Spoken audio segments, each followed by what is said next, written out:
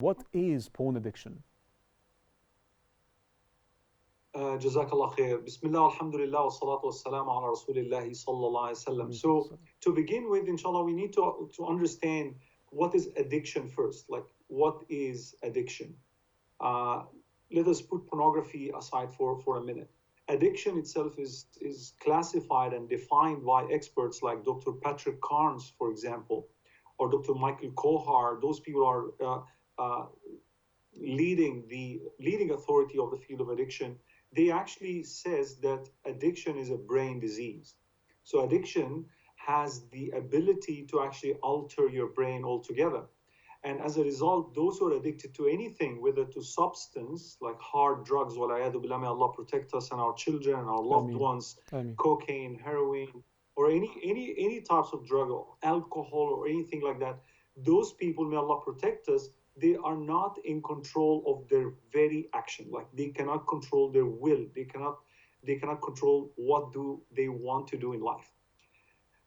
Even though they don't want to participate in such activity, they cannot control themselves. They find themselves always going into that endless cycle. So this is addiction. Now, what's pornography addiction? Now it's self-explanatory.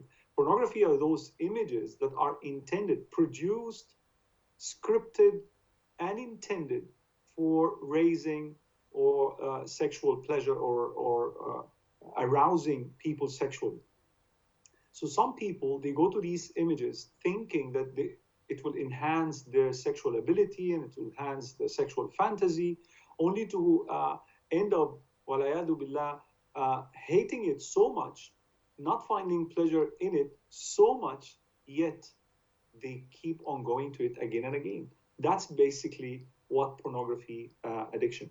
Actually, the experts in the field have defined pornography of today in 2020 as illegal, because what's happening on pornography, on pornographic websites these days are horrific. There is degradation of women, slapping, pulling the hairs, spitting, calling them names.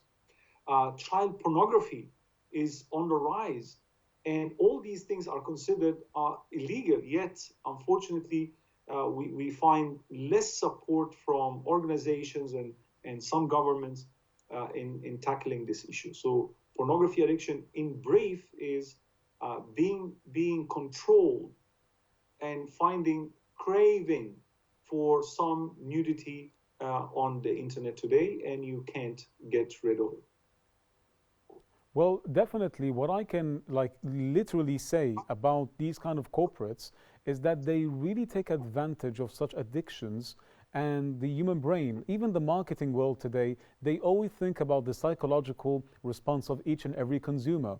So I have a lot of calls every now and then, brothers in faith and even non-Muslims. They would say that they totally agree with what you said, stated, Mr. Wael, is that they literally do not feel the pleasure anymore, but still they would visit these websites, and it's like a trend now. It's like a daily habit.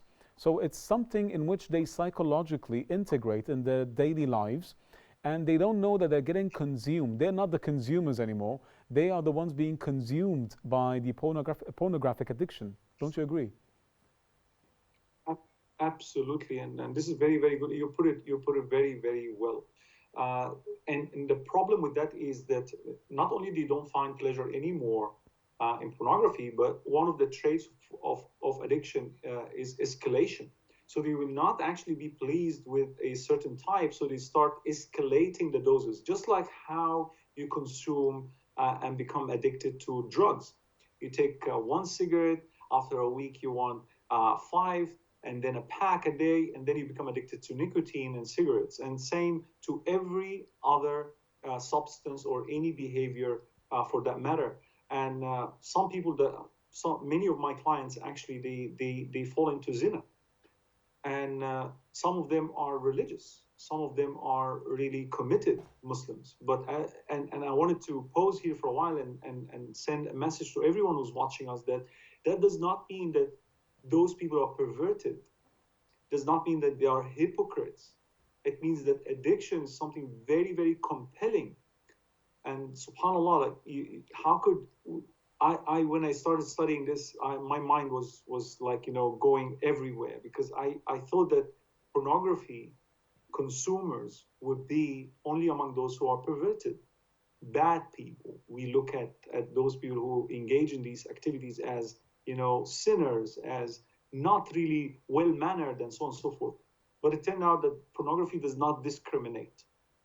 Pornography hacks everyone, every age, does not know Muslims or non-Muslims, does not know religious from non-religious, does not know children from adults. It attacked and it ruined the lives of every single individual.